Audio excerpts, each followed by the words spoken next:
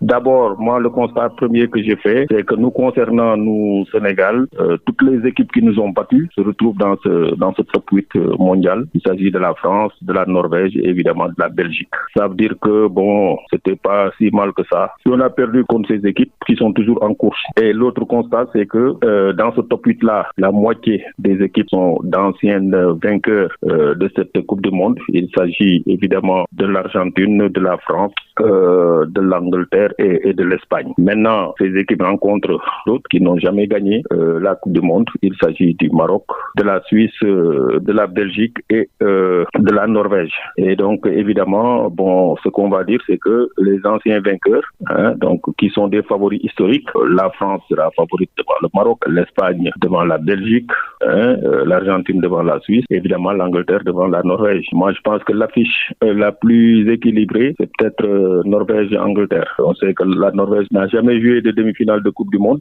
mais c'est une équipe qui a montré de très belles choses. Et quand on élimine le Brésil, l'équipe la plus titrée dans cette compétition, on peut prétendre valablement à viser le trophée. Et surtout quand on a un joueur exceptionnel comme Haaland.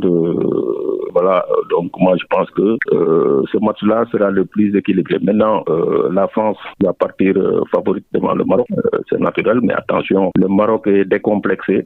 C'est une équipe qui a quand même tenu en échec le Brésil et qui voudra prendre sa revanche parce qu'il ne faut pas l'oublier, en demi-finale de Qatar 2022, la précédente Coupe du Monde, la France avait battu le Maroc par 2-0. Il l'avait éliminé en demi-finale. L'Espagne aussi devra un peu se méfier de la Belgique. Bon, parce que c'est une équipe de Belgique maintenant qui sera décomplexée également. Donc, après avoir sorti l'un des 3 pays organisateurs, les États-Unis, sur un score large, 4-1. Et donc, ils sont reboostés, on va dire, depuis la remontada qu'ils ont infligée à l'équipe du Sénégal. Maintenant, pour l'Argentine face à la Suisse, je pense que c'est l'affiche la plus déséquilibrée, on va dire. Donc, l'Argentine, qui est une miraculée face à l'Égypte, va partir avec la faveur des pronostics. Moi, je pense que pour le carré d'âge, moi, je miserai sur les anciens vainqueurs, c'est-à-dire la France, l'Espagne, l'Argentine. Mais attention, entre la Norvège et l'Angleterre, c'est une affiche qui est très, très, très équilibrée. Et donc, l'Angleterre devra se méfier de cette équipe de Norvège, menée par Erling